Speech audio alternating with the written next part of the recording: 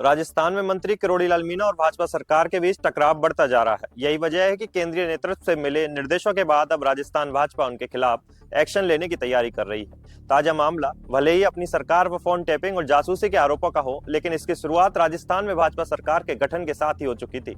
राजस्थान में विधानसभा चुनाव के बाद से ही किरोड़ी लाल मीणा अपनी ही सरकार पर सवाल उठाते हुए आए हैं। आपको याद दिला दें, सबसे पहले बाबा किरोड़ी ने मंत्रिमंडल में विभागों के बंटवारे से असंतोष जताया था।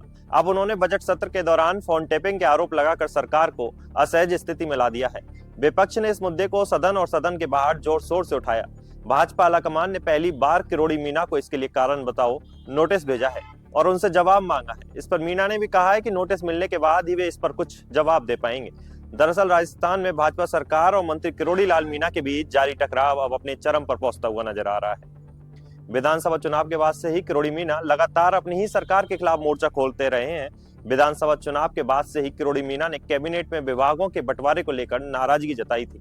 उनके समर्थकों ने तो यहां तक मांग कर दी थी कि उन्हें उप मुख्यमंत्री बनाया जाए। लोकसभा चुनाव में भाजपा को राजस्थान में 7 सीटों पर हार की जिम्मेदारी लेते हुए उन्होंने मंत्री पद से इस्तीफा देने की पेशकश की थी। हालांकि मुख्यमंत्री ने उनका इस्तीफा स्वीकार नहीं किया, लेकिन इसके बावजूद वे लगातार कैबिनेट बैठकों से नदारद रहे। इसके बाद भी किरोड़ी मीणा ने सरकार की कार्यशैली को लेकर कई बार सार्वजनिक रूप से सवाल उठाए, विभिन्न मुद्दों पर पत्र लिखकर अपनी ही सरकार को कटघरे में खड़ा किया। विधानसभा उपचुनाव में पार्टी ने उनकी सिफारिश पर उनके भाई जगमोहन मीणा को टिकट दिया, लेकिन दौसा सीट पर हार के बाद किरोड़ी मीणा ने भाजपा नेताओं पर पीठ में छुरा घोंपने का आरोप लगाया।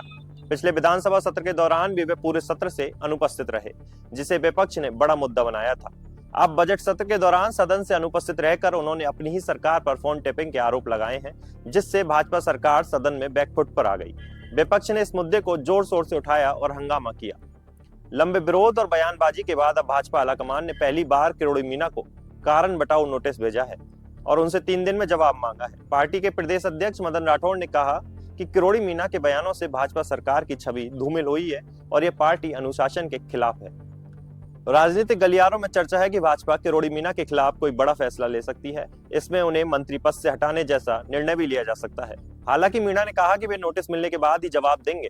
अब यह देखना बेहद दिलचस्प होगा कि भाजपा नेतृत्व इस विवाद को कैसे सुलझाता है और किरोड़ी मीणा नोटिस का क्या जवाब देते हैं।